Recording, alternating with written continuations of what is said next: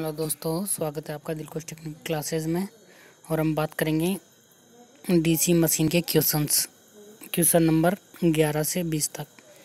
In the output voltage of a DC generator the ripple effect can be reduce by increasing the. देखो दोस्तों, ripple effect कब कम होगा? जब हम नंबर ऑफ कम्यूटेटर सेगमेंट या नंबर ऑफ कोयल या नंबर ऑफ स्लॉट इंक्रीज कर देंगे। The number of armature coil, the number of commutator segment,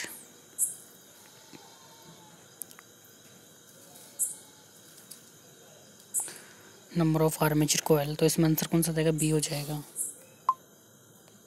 जैसे बी नंबर ऑफ से आर्मेचर कोयल इंक्रीज होगी तो कम्यूटेटर सेगमेंट भी इंक्रीज होगा, और कम्यूटेटर सेगमेंट इंक्रीज होगा तो क्या होगा? रिपल इफेक्ट कम हो जाएगा। In the DC generator the probable causes of failure to build up voltage is no residual magnetism in the generator due to the field resistance is higher than the critical resistance, the field resistance is higher all of the above, impact of brush contact. तो इसमें all of the above answer आएगा। Because क्यों? देखो, सबसे पहले field flashing के लिए क्या कंडीशन ज़रूरी है कि जो भी रेजिस्टेंस हो,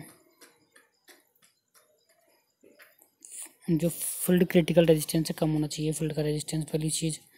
दूसरी चीज़ क्या होना चाहिए? जो स्पीड है ना, क्रिटिकल स्पीड से ज़्यादा होनी चाहिए। तो इसमें ऑल ऑफ द अबव हो जाएगा। प्रोबेबल की जो field build up voltage, no residual, कोई रेसिडुअल मैग्नेटिज्म नहीं होगी, और जो भी इसका रेजिस्टेंस होगा वो क्रिटिकल रेजिस्टेंस से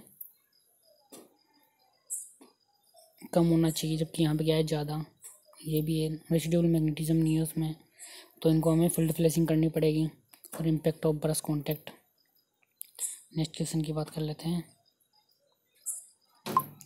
the armature resistance of a 200 volt DC machine is 0.5 ohm. If the full load armature current is 50 ampere, what will be induce EMF when machine act as a generator और motor. देखो, सबसे पहले हम बात कर लेते हैं जनरेटर की। तो जनरेटर में जो भी इंड्यूस वोल्टेज होगा वो क्या होगा? Equal to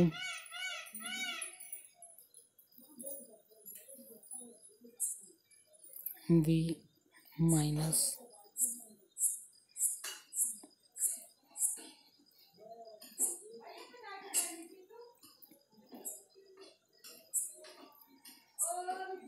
I A R है।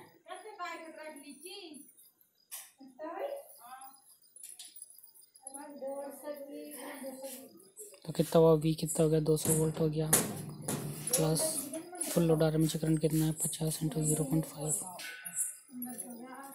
तो कितना हो गया? 25, इसके बाद पॉइंट, तो 225 आ गया। और मोटर में क्या होगा? मोटर में क्या होगा? इक्वल टू क्या होगा? वी माइनस आई आर है। तो यहाँ पे कितना हो जाएगा? ये 200 में से 25 गया तो 175 हो जाएगा। तो आंसर हो जाएगा सी। समझ में आ गया होगा आप लोगों को। नेक्स्ट क्वेश्चन की बात करते हैं हम। Question number 3, generator can self excited provided the load current is not zero. Self excitation तभी होगा जब लोड करंट जीरो नहीं होना चाहिए, क्योंकि अगर आई एस जीरो का तो फ्लक्स जीरो होगा, अगर फ्लक्स जीरो होगा तो सेल्फ एक्साइटेशन नहीं हो सकता। इसलिए आई एस इक्वल टू क्या होता है इसमें? जनरेटर में लोड करंट होगा, लोड करंट को क्या होगा? करंट, ये कभी भी जीरो नहीं होना चाहिए। तो भैया लोड करंट जीरो नहीं होना चाहिए इसमें। नेक्स्ट क्वेश्चन की बात करें। Dummy coil in DC generator is provide. देखो, जिससे क्या होता है, उससे वेव वाइंडिंग होगी तो उसमें क्या होता है, हम कुछ स्लॉट क्या होता है, जैसे वेव वाइंडिंग है तो उसमें क्या होता है, सभी कुछ स्लॉट है ना इम्पिट, क्योंकि वेव वाइंडिंग में नंबर हो, जैसे दो में पैरेलल पाथ, दो में कोयल डाल दी, बाकी के इम्पिट रहेंगे। तो इम्पिट कोयल में हम मैकेनिकल बैलेंस के लिए क्या प्रोवाइड कर देंगे? डमी कोयल डाल देंगे। तो ये है to provide the mechanical balance to rotor. Rotor को मैकेनिकल बैलेंस देने के लिए डमी कोयल, जो भी खाली स्लॉट होंगे उनमें डमी कोयल प्लेस कर देंगे in the wave winding. The field flashing of DC generator actually means, field flashing का मतलब क्या होता है? रेसिडुअल मैग्नेटिज्म क्रिएट करते हैं ना भाई, ये डीसी सोर्स को बोलते हैं फील्ड फ्लैशिंग। फील्ड फ्लैशिंग का मतलब क्या था? रेसिडुअल मैग्नेटिज्म क्रिएट करते हैं फील्ड वाइंडिंग में बाई ए डीसी सोर्स।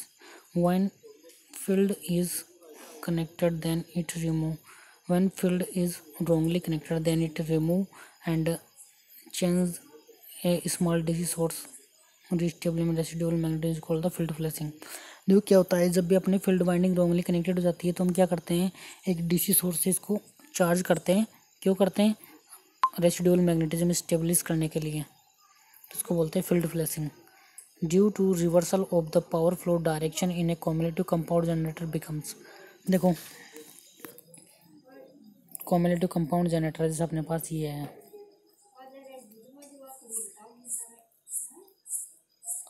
जैसे कॉम्युलेटिव कंपाउंड जनरेटर है अपने पास, है ना। इसमें पहले पावर ऐसे फ्लो हो रहा है, हम क्या करेंगे, पावर फ्लो की डायरेक्शन पहले ऐसे फ्लो हो रहा था, जैसे हम पावर फ्लो की डायरेक्शन चेंज करेंगे तो कैसे फ्लो होगा, इधर की साइड।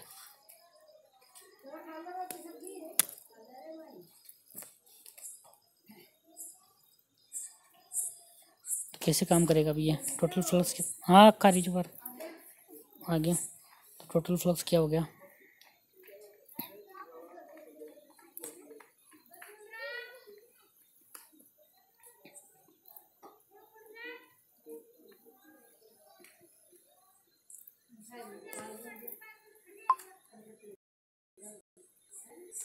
देखो जैसे कॉम्युलेटिव कंपाउंड जनरेटर होगा पहले, तो इसमें क्या होगा, फाई इक्वल टू क्या होगा, phi S H plus phi S E. अब जैसे हमने ना पावर फ्लो की डायरेक्शन चेंज कर दी तो क्या होगा यहाँ पे, देखो फील्ड वाइंडिंग में तो पावर फ्लो की डायरेक्शन सेम रहेगी, पर जो सीरीज वाली वाइंडिंग है उसमें चेंज हो जाएगी, तो यहाँ पे क्या होगा, माइनस फाई एस हो जाएगा। तो क्या हुआ, फाई इक्वल टू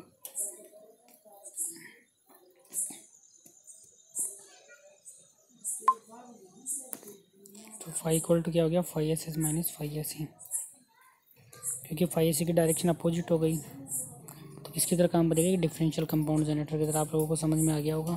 तो यहाँ पे भी आप डायग्राम में देख सकते हो, पहले इधर था फाई एस इधर था, तो फाई इक्वल टू क्या आ रहा था, phi S H plus phi S आ रहा था। अब देखो नेक्स्ट डायग्राम, जो ये वाला डायग्राम है, इसमें फाई एस एच की डायरेक्शन सेम है, फाई एस की डायरेक्शन अपोजिट हो गई है, तो यहाँ पे आ जाएगा माइनस फाई एस आ जाएगा।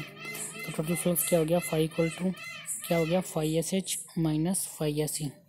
तो किसका आगे, ये डिफरेंशियल कंपाउंड जनरेटर की तरह काम करेगा, जो पावर फ्लो की डायरेक्शन चेंज हो जाएगी।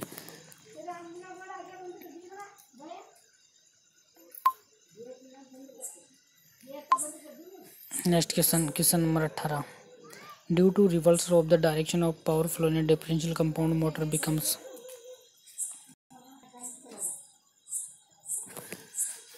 Due to the reversal of the direction of power flow a differential compound generator becomes.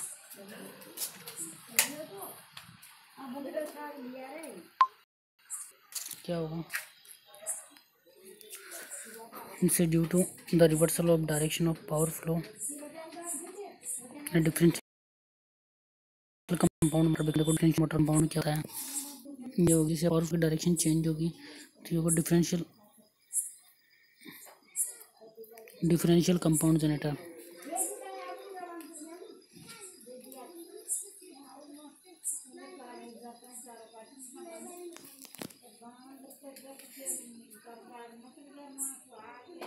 Cumulative compound generator आना चाहिए, आंसर इसमें डी होगा,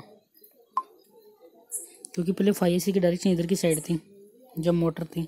अब जैसे ही पावर फ्लो की डायरेक्शन चेंज होगी, ऐसी होगी, तो फाई एस क्या हो जाएगा, इधर की साइड हो जाएगा, पहले इधर की साइड हो जाएगा, तो दोनों सेम डायरेक्शन में जाएंगे, तो फाई इक्वल टू क्या हो जाएगा, phi S H plus phi S E, phi S आ जाएगा।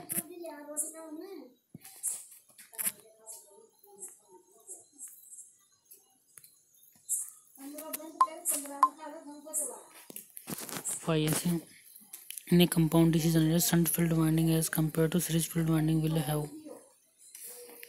देखो क्या होगा, in a compound DC generator the shunt field winding as compared to series field winding। देखो सीरीज फील्ड वाइंडिंग में क्या होता है, सीरीज फील्ड वाइंडिंग में क्या होना चाहिए, रेजिस्टेंस लो होना चाहिए, ताकि इसमें वोल्टेज ड्रॉप बहुत कम हो। और आर इक्वल टू क्या होता है, रो एल वाई है।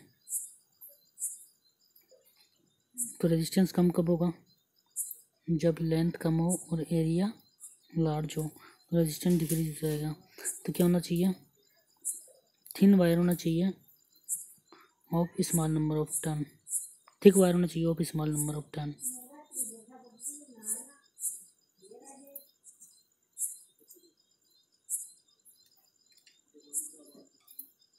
और आर एस एच में क्या होना चाहिए, रेजिस्टेंस बहुत ज़्यादा होना चाहिए ताकि इसमें करंट कम से कम जाए। तो आर एस एच हाई कब होगा, तब एरिया डिक्रीज हो तो ये इंक्रीज होगा, और लेंथ डिक्रीज हो तो क्या होगा, स्मॉल क्रॉस सेक्शन होना चाहिए, और wire of large number of turn होना चाहिए।